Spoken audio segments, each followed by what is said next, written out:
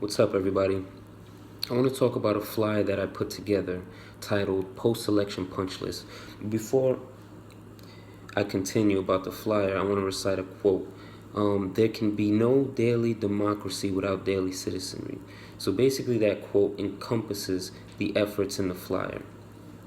And the reason I chose that title is because the title Post Election Punch List, because these are efforts that we need to take not during an election, not during a general election or a primary season or just the election in general. These are things that we have to do leading up to an election, during the off season, if you may. Just things like um, opening up debates, open primaries instead of closed primaries like we have in New York. Trying to reform the Electoral College, things like that. These are things that we have to do during the off season so that we have better outcomes and we have a better level playing field for the elections and different candidates and whatnot. So this flyer is mostly nonpartisan. It's not tailored to any specific side, whether you're left, right, Democrat, Republican. I'm independent, so it's basically open for anyone. Um, so the flyer is split into two. It's an electoral punch list and a civic punch list. And I want to begin with the civic punch list. So the first effort on the civic punch list is corporate bank divestment. This is very important. This is actually really trending. This effort is a big effort going on right now within the grassroots community. Um, so yeah, we want to take our money out of these institutions, these corporate banking institutions that invest in these disastrous pipelines, such as DAPL, Dakota Access Pipeline, and also we want to divest our money out of these too big to fail corporations that never been really punished after the crisis, the economic crisis that we had in 2008. And a good example of this effort, a large scale example of this effort, is the Seattle divestment out of Wells Fargo. Seattle City Council has decided to pull a whopping $3 billion of funding from Wells Fargo over Wells Fargo's involvement with DAPL. Okay, so this is interesting, and it shows you what happens in some liberal parts of town. The Seattle Times reported that the city's Affordable Housing, Neighborhoods, and Finance Committee voted Wednesday to pull $3 billion in city funds from Wells Fargo Bank, one of the companies subsidizing the pipeline's construction. Now, for those... So that's a big effort. So you want to take our money out of these institutions such as Wells Fargo, Chase, Bank of America, and we want to transfer our money to credit unions or community banks. There's so many out there. There's large amount of options of different credit unions or community banks. Amalgamated Bank, MCU, Ridgewood. There's so many. Just look them up, guys. But what's important is that when you're divesting your money, you want to let these banks, these institutions know why you're doing so. So whether you go to a teller and actually, relay the message to a teller, or you email or send a letter to the institution. And there's examples of what to write, what to tell the institution of why you're divesting or boycotting their bank. And there's a few websites that help you out with that and give you a bunch of information. One website is called defunddapple.org, and another website is called gofossilfree.org. The next effort is to turn off corporate media. That's right, turn off the tube, throw the tube out the window, whatever phrase or analogy you choose to coin it with, do so. And when the 12th largest company in the world controls the most awesome goddamn propaganda force in the whole godless world, who knows what shit will be peddled for truth on this network? So you listen to me. Listen to me. Television is not the truth. Television is a goddamn amusement park. Television is a circus, a carnival, a traveling troupe of acrobats, storytellers, dancers, singers, jugglers, sideshow freaks, lion tamers, and football players. We're in the boredom-killing business. So if you want the truth, go to God. Go to your gurus. Go to yourselves, because that's the only place you're ever going to find any real truth. But man, you're never going to get any truth from us. We'll tell you anything you want to hear. We lie like hell. We'll tell you that Kojak always gets the killer and that nobody ever gets cancer in Archie Bunker's house. And no matter how much trouble the hero is in, don't worry, just look at your watch. At the end of the hour, he's going to win. We'll tell you any shit you want to hear.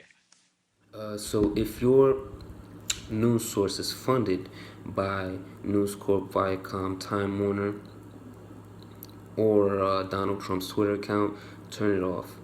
Some good alternatives to these media sources would be the Young Turks, the Humanist Report, Occupy.com, Redacted Tonight, Mediaite News, Democracy Now!, The Intercept. The Intercept also has a really great podcast out right now called The Intercepted. They release episodes every Wednesday. They just released one today. It was really great. Yes, The Intercept, Real News, those are on the flyer. Let me think of any other alternatives. Jimmy Dore Show. And there's so many others that are not coming to my recollection, but these are really great alternatives. So yes, before fake news was a trending phenomenon, before it took on the shape of Donald Trump's Twitter account, it was a thing. It was in existence in the shape of our most reputable and trusted sources. So we have to be very vigilant, very diligent in the sources we choose. It's important as we're doing this effort that we vet our sources, vet my sources, the sources that I recommended. It's important that the sources we choose are unbiased, that they tell the whole story, they tell the whole narrative, they don't leave out, they don't leave out information, pertinent information, and it's important that they're consistent. It's important that they're reputable, and the reason I'm saying to turn off these corporate media sites, these corporate media sources, is because as we've seen during the primaries and during the elections, there was a lot of collusion between certain news sources with certain political parties or certain political candidates. So besides the collusion aspect, you have also these big corporate media sources. They also black out political candidates. They black out movements. So the next effort is fight to reform corporate campaign financing. And one way to fight that is by supporting political candidates that don't receive corporate financing. And Bernie obviously showed that you don't have to. He revolutionized the way you run a campaign. Bernie raised over $200 million individual donations. So that's one way. Also, another way is to call your Congress members and representatives to demand that they support anti-corruption bills. And these anti-corruption bills make it so that these politicians aren't allowed to receive corporate or super PAC money. And this initiative was led by efforts of South Dakotians, whatever you call them, people from South Dakota, or North Dakota, I can't remember, one of the Dakotas. And it was a ballot initiative that passed overwhelmingly, if I'm not mistaken. So yes, this is something we need to do. This is an effort we need to we need to push. And also, as far as supporting candidates, we have to have principle and we have to have foundation on who to support. Besides besides receiving clean money, we also have to make sure the candidate has a good voting record, has a good record in general. So the next effort is to visit my website, seedofpossibility.com, and take the Faces of Change pledge. That's a pledge that I created on my website. And the website is pretty much about, the possibility of change and the possibilities that are currently out in the world for reform and for a better life and just change in general. So yes, take the Faces of Change pledge, and it basically indicates that you hold yourself responsible in showing up for change. The first step is showing up. So now to the electoral punch list. So you got to register to vote. This is the system that we have. Unfortunately, we have to play the game in order to fight this machine. So register to vote. I'm independent. I'm registered independent. So I encourage you guys to do so, just to show the system, that you're not affiliated with this identity of, right or left. You're just a citizen. This is not a partisan thing.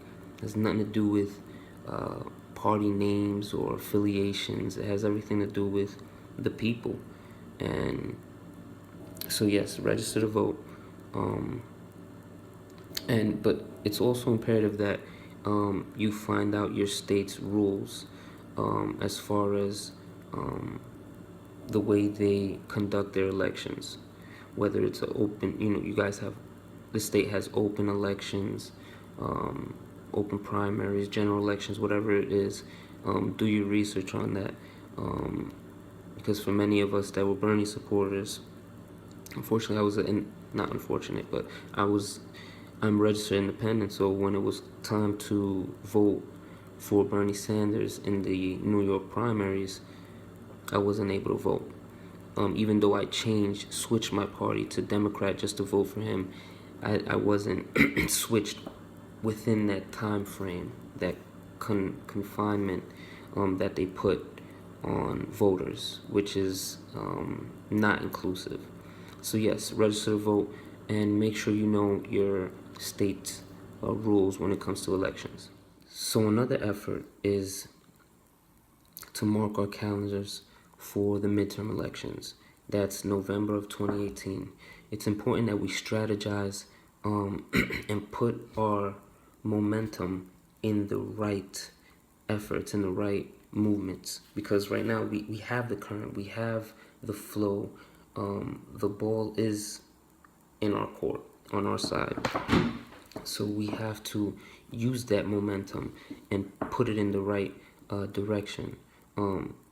So there's organizations, there's movements and efforts that are out right now that I'm supporting, and that I encourage you guys to support, such as the Brand New Congress, the Justice Democrats. There's another movement, another effort called Draft Bernie Sanders for a People's Party. And these are all different movements. They're not necessarily bipartisan or anything. They're independent. They're, some are umbrellas under the wing of the Democratic Party. But I support you supporting, a whole umbrella of different options. But it's important that we strategize and, during the path of the midterm elections, we choose which direction that is the most intelligent direction to put our support behind. So it's important that we support candidates that are not backed by corporate money, and it's important that we don't compromise. So another electoral effort is to join efforts in demanding nationwide voting reform. It's important that we make this our core issue and our main battle, because without this we have no foundation. And an organization to sign up with that I recommend is fairvote.org. And they're leading the efforts for introducing non-spoiler voting processes such as ranked choice voting. Other examples of voting reform would be same-day registration, open primaries across the nation, early voting, making election day a federal holiday, voting by mail, opening the debates, eliminating super delegates. I think that's very important, a reform that we should decide whether we should continue trying to reform the Democratic Party, and that's contingent on whether they eliminate superdelegates, because superdelegates basically makes it so that insurgent candidates like Bernie Sanders or populists that are not exclusive to the party, the superdelegates makes it so that they're crushed. Because these superdelegates, these 500 or so superdelegates, every individual in the superdelegate foothold holds like 10,000 votes, and they make up like an obscene percentage. I think it's like 30 something percentage of the delegates that you have to get in order to win a primary or the nomination for a presidential candidate. So it's important that we really make this our core issue, voting reform. So a few last things on the flyer. Endorse the new political party, a People's Party. Sign the Draft Bernie for a People's Party petition. You'll find all that on draftbernie.org.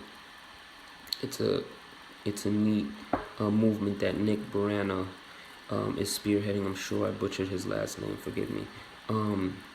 Is spearheading. So go on the website, and I'm sure you guys will find that interesting. Must-watch documentaries. The Best Democracy Money Can Buy, Requiem for the American Dream, The Choice is Ours, the Zeitgeist films, especially the Zeitgeist Addendum, and the last two I mentioned, The Choice is Ours and the Zeitgeist films. They're both free to watch on YouTube, and they're also free on their website. Join progressive movements, volunteer and donate. We're in tax season this February, so I'm sure you guys are going to be getting some refunds soon. So if you have the ability to donate, do so. There's some websites, progressive websites on the flyer. I'm sure there's many more. If you know of any, donate what you can. $27 is that staple, that iconic donation contribution. So do whatever you can afford, whatever you're available to do in your power. And let me repeat that quote that I recited in the beginning. There can be no daily democracy without daily citizenship.